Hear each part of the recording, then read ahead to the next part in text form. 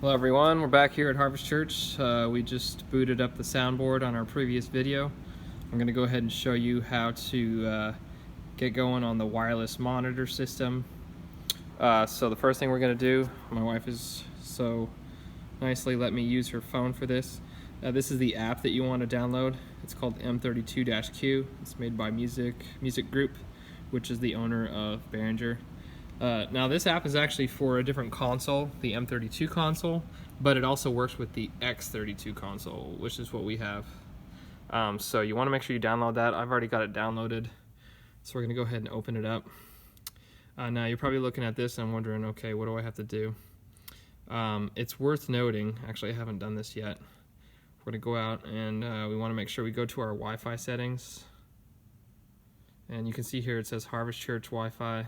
That's not the one we want to be connected to. In this case, let's see. It's not on. Well, it's a good thing we have to troubleshoot this. Should be on. Oh, there we go. It just took a second to come up. So if you're like me, sometimes you get impatient, wonder why things aren't working. Sometimes it just takes a second. We want to connect to the X32 mix network.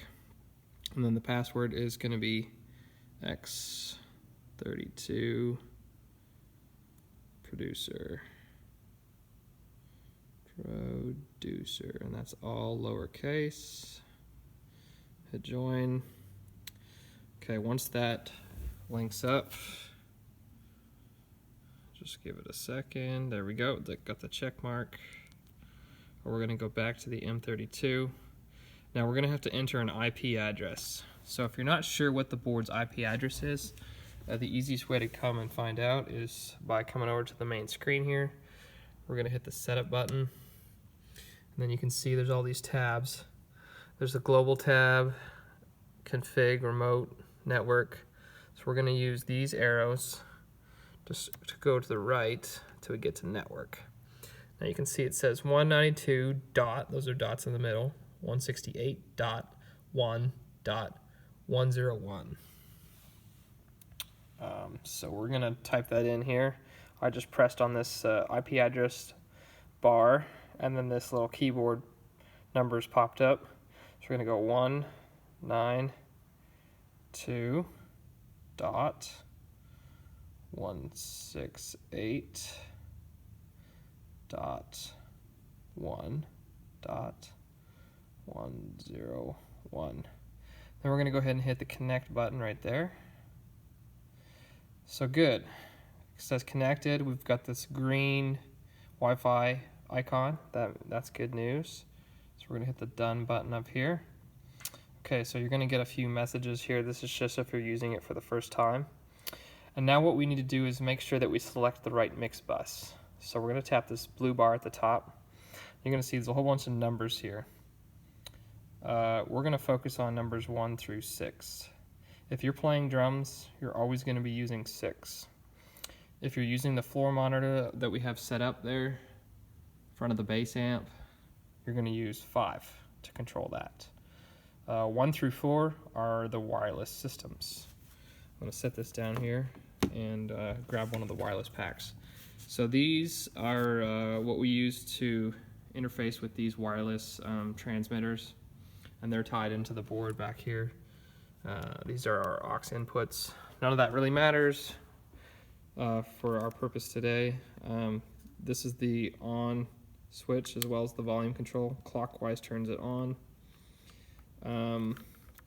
So we've got a power LED. If that's flashing, your battery is low and it needs to be changed. The RF light means that it is talking with the receiver. If that light is flashing or not on, that means there is no connection to this unit, and that could mean that the unit is not powered on. One of these power cables could have slipped out, or there's a bigger issue.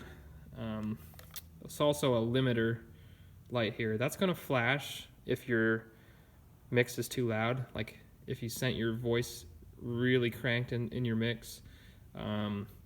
That's going to kick in, and then it's going to kind of squish everything and make it really quiet. So we'll get into that more in a second, but that's turned on. Now on the side here, you can see there's a channel, and this one's selected with 4. It's a little gray select button here. If I just tap that while it's on, if it's not already done, it will light up the screen to tell me what channel I'm on. If I hold this button down till it starts flashing, and then I can start pressing it to change channels. So I'm going to go back to, let's go to channel 2. We don't use channel 1. So we use channel 2. So if you have channel 2 selected and you're using this pack with your headphones, then you have to go on here and select mix bus 1. You might be confused as to why, but that's just how it is. So 2 on the pack, 1 on the mix bus. If you change this to channel 3, and it takes a second once you select it to lock into that channel, then we're going to go to mix bus 2. And then if we want to go to channel 4, you guessed it, we're going to mix bus 3. And then there is one more channel on 5.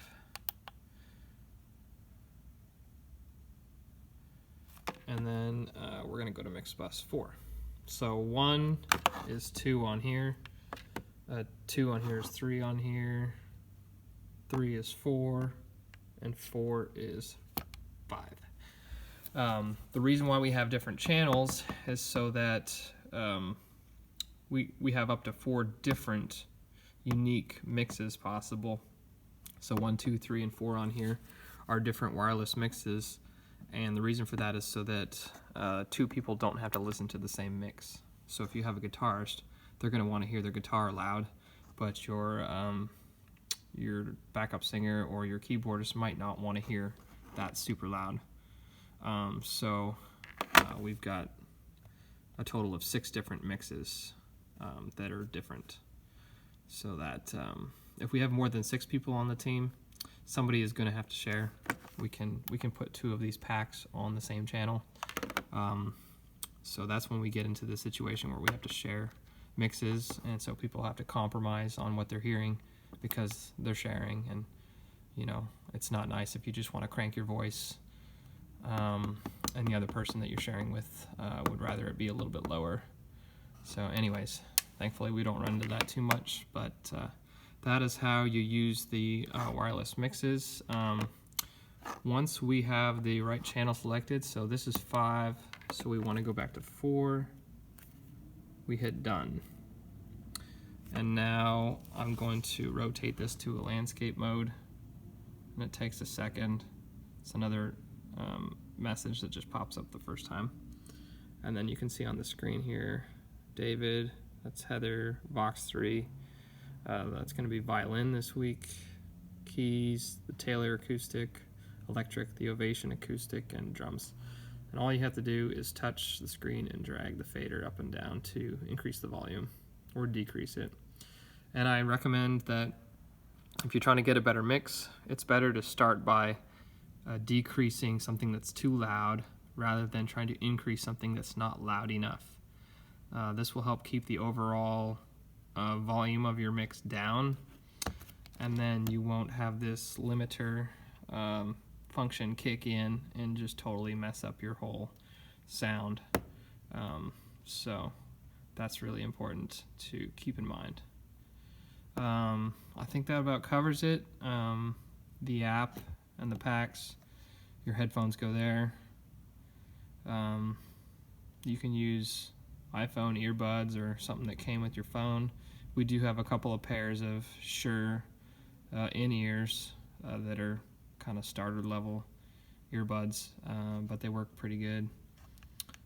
So I think that's about it. Thanks for listening.